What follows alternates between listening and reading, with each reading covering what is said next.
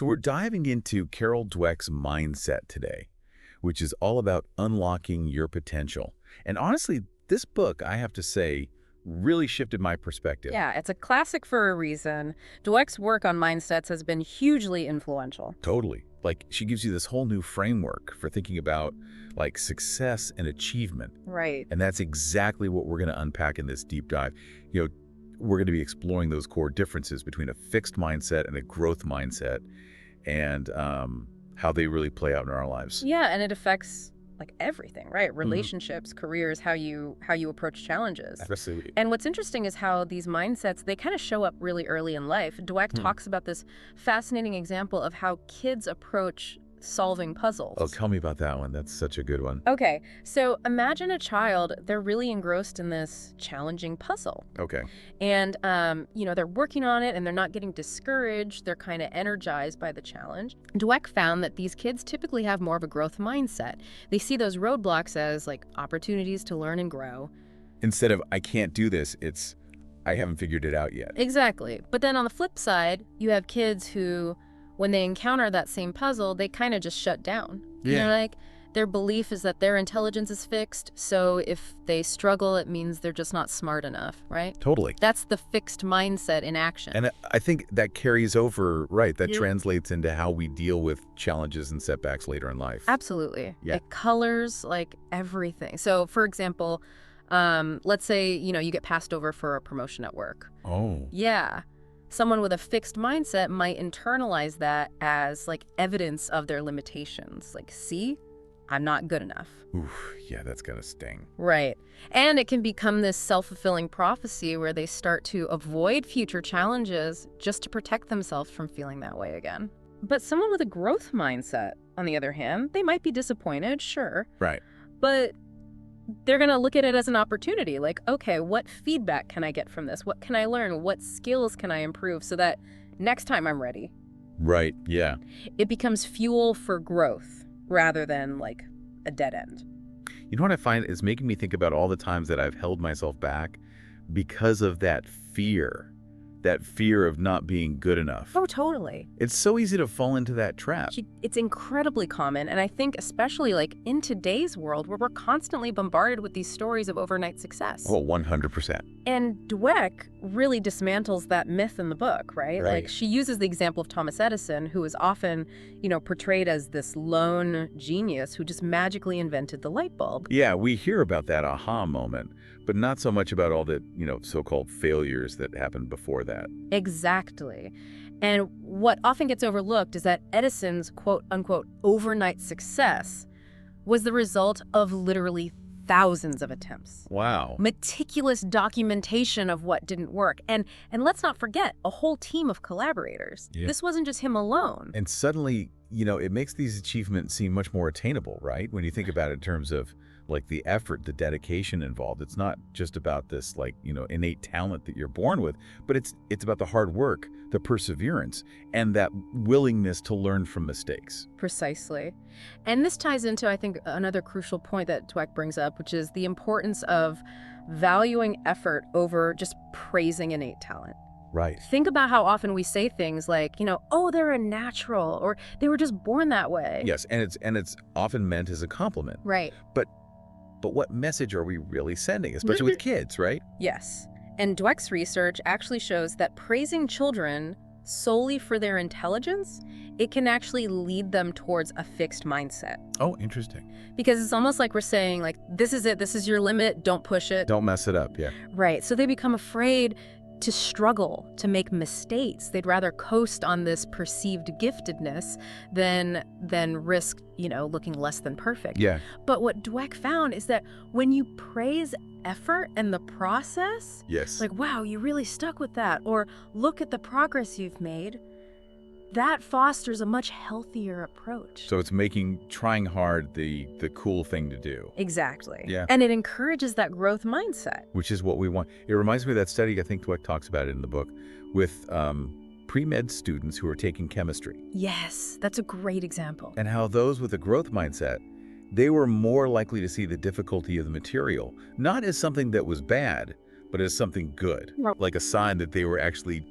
pushing their abilities. It was stretching them, it was challenging them in a good way. Exactly. And because of that, they didn't just give up, they didn't feel defeated, they actually leaned into it. Yeah, they doubled down, right? It did. They sought out better study strategies, they reviewed their mistakes, they even formed study groups, to support each other. Right. And what happened? They aced it.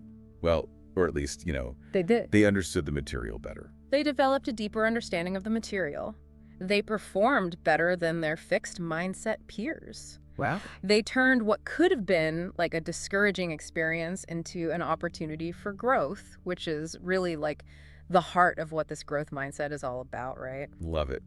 It's interesting how these mindsets, they show up outside of like those textbook examples, like in the real world. Yeah, definitely. Dweck talks about some really compelling examples from the world of sports. It's like she talks about Billy Beane. Oh, yeah. Billy Beane, the Oakland A's Moneyball guy. Yes. He's a great example of somebody who really struggled with a fixed mindset as a player, but then later on as an executive, he really embraced a growth mindset. Totally. It's like as a player, he had so much talent, but that fear of failure really kind of, I don't know, it's like it held him back. It really did. He had all this potential, but it was like he was afraid to really go for it, Yeah. But then as general manager, he totally revolutionized baseball. Right. By focusing on data and statistics over those more traditional scouting methods, which, that took some guts. For sure. He wasn't afraid to challenge the status quo. And it really paid off. I mean, for the A's, big time. It did. It's a perfect example of how a growth mindset, it can lead to these incredible innovations and successes,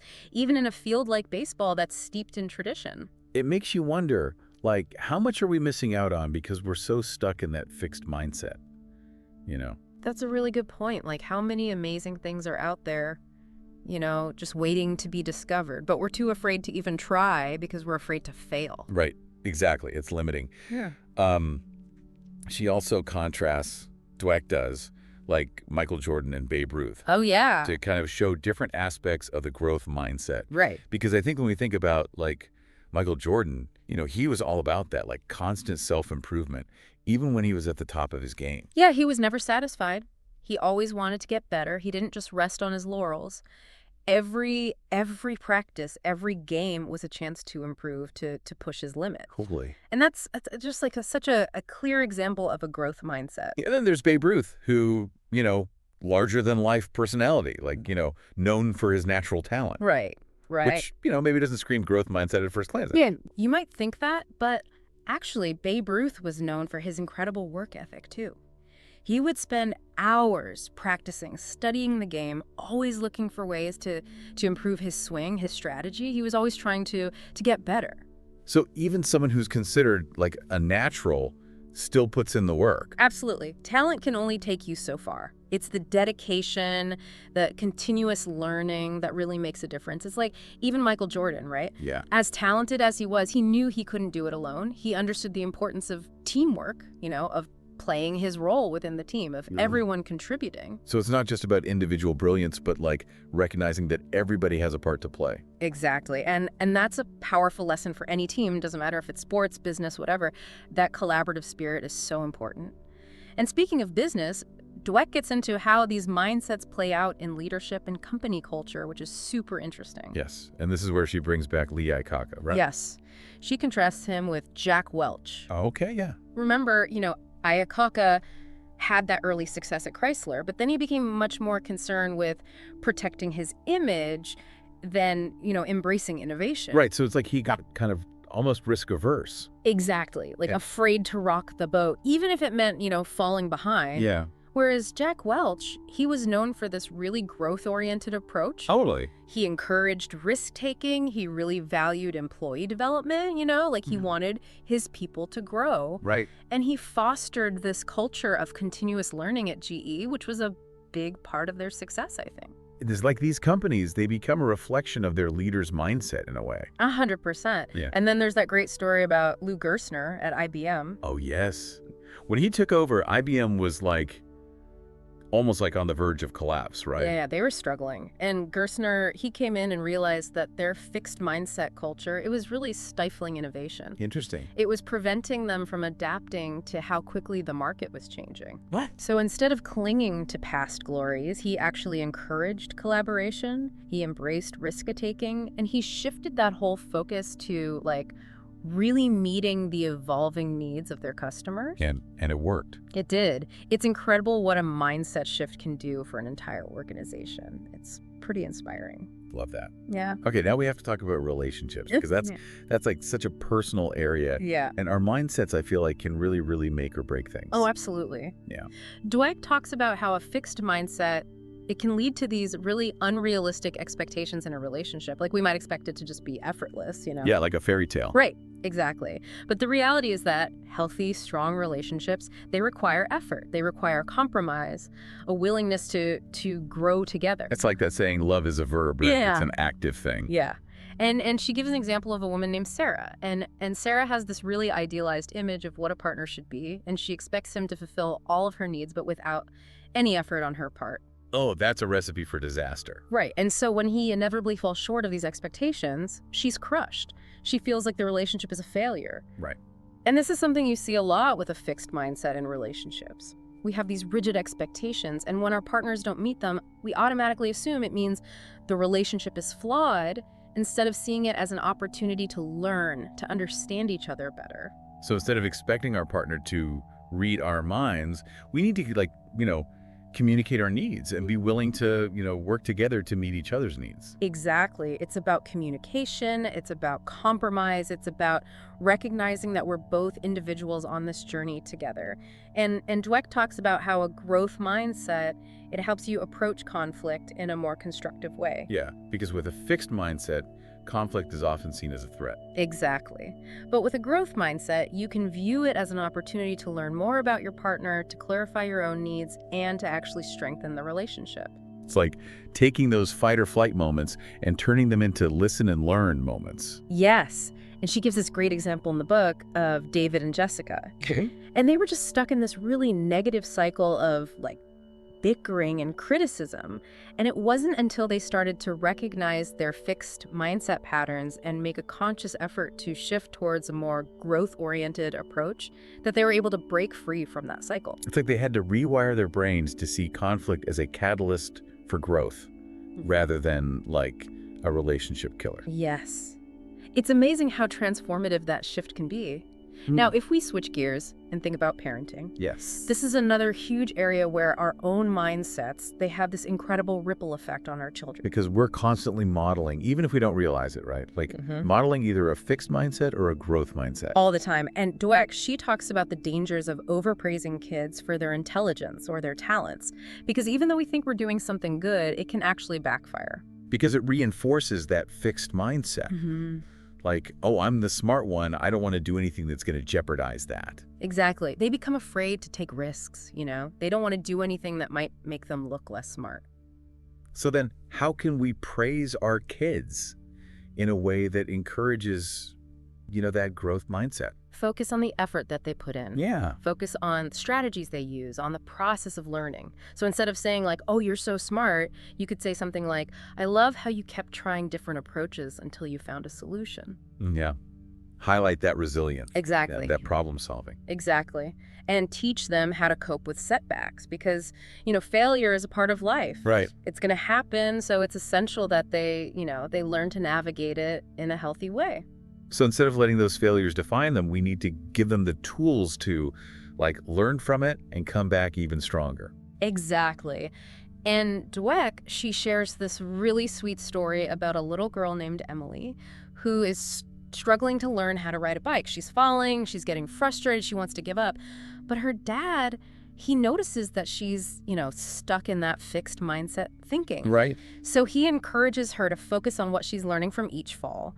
He celebrates her effort, her persistence. And then eventually she gets it. She does. She learns to ride the bike, but more importantly, she develops that, resilience, that growth-oriented approach. Which is what we want for our kids, right? Exactly. And it's a great example of how, parents, they play such a crucial role in shaping their children's mindsets. Because it's not just what we say, it's what we do, right? Yeah. Like, kids pick up on that. Oh, absolutely. They're little sponges. They're always watching. They're always listening. Yeah. And they pick up on everything. So if we're like constantly complaining about challenges, if we're avoiding new things because we might fail, they're going to internalize that. Yeah, so we got to walk the walk, not just talk the talk. Right. Exactly. If we approach things with curiosity, if we're willing to learn and grow ourselves, they're going to pick up on that too. It's about creating that family culture where effort is valued, mistakes are seen as learning opportunities, and everyone feels empowered to grow and evolve. I love that. It's like we're all a work in progress, right? Not like a finished product, which is kind of exciting when you really think about it. It is exciting. It opens up so many possibilities. And, the great thing is Dweck doesn't just leave us with these stories and research. She actually gives us some really practical tools. Because, I mean, it's one thing to understand this whole growth mindset idea, but how do we actually, like, live it? Right, exactly. So she talks about becoming aware of what she calls our fixed mindset scripts. Oh, I remember that. That's like those negative thoughts that just like pop into your head. Exactly. When you're faced with a challenge, like, oh, I'm going to fail, or, I'm not good enough. Yeah, like I'm not smart enough, I'm not talented enough, whatever your go-to is. Right. Those are the scripts that we need to start rewriting. And it starts with just noticing them, catching yourself when you have those thoughts, and then challenging them. Like asking yourself, is this really true? What evidence do I have? Right. Put it to the test. Yeah, because often those scripts, they're really just old tapes playing in our minds. Yeah. They're not the truth. They're not necessarily true reflections of our actual abilities. So once we start like challenging those scripts, what's next? Well, then Dweck really encourages us to embrace challenges, to see them as opportunities to learn. So instead of shying away from things that make us uncomfortable or that we think might expose our weaknesses, she says we should lean into them. So flip that fear of failure, right? Exactly. See those moments as chances to grow, to build new skills, to get out of your comfort zone. It doesn't mean you won't be afraid. Right. But it's about reframing that fear. It's a signal that you're onto something that matters. It's like that saying, everything you want is on the other side of fear.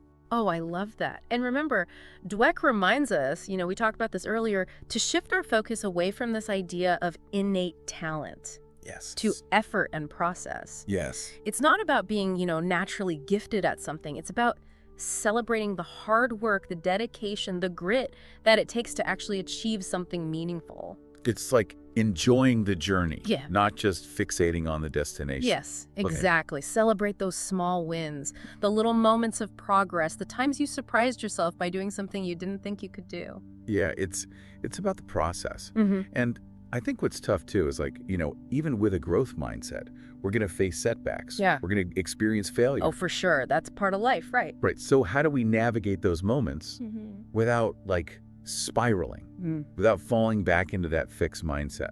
Well, that's where Dweck's advice to view setbacks as opportunities for reflection and improvement comes in. So instead of beating yourself up or seeing it as a sign that you're just not good enough, ask yourself, what can I learn from this? How can I use this experience to grow? Turn those like quote unquote failures into feedback. Exactly. It's all data, right? Each setback is an opportunity to learn something, adjust your approach, and then come back even stronger. Dweck tells this really funny story about how she used to keep track of her successes every day, almost like she was trying to tally up points or something. Oh, wow. Like almost needing that external validation. Yeah, exactly. And she realized that it was actually holding her back. It was preventing her from taking risks, from really embracing challenges. It was only when she let go of that need for constant validation and just focused on the process of learning and growing for the joy of it, Yeah, for herself. That's when she really started to thrive. It's like sometimes we're our own biggest obstacle. 100%. And we all do it to some degree, right?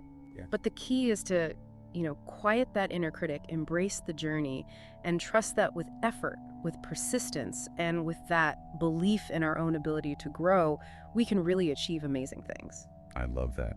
Well, that about wraps up this deep dive on Carol Dweck's mindset. What an amazing conversation. Wow. I feel like if there's one thing I hope our listeners take away from this, it's that our potential isn't predetermined. It's not set in stone. We have so much power to change our mindsets, to embrace challenges, to develop that love of learning and growth, and it's a journey that's filled with So much possibility. So well said. And on that note, we'd like to thank you for joining us for this incredible deep dive. We hope you found it insightful and inspiring. And remember, go out there, embrace your growth mindset, and see what you're truly capable of.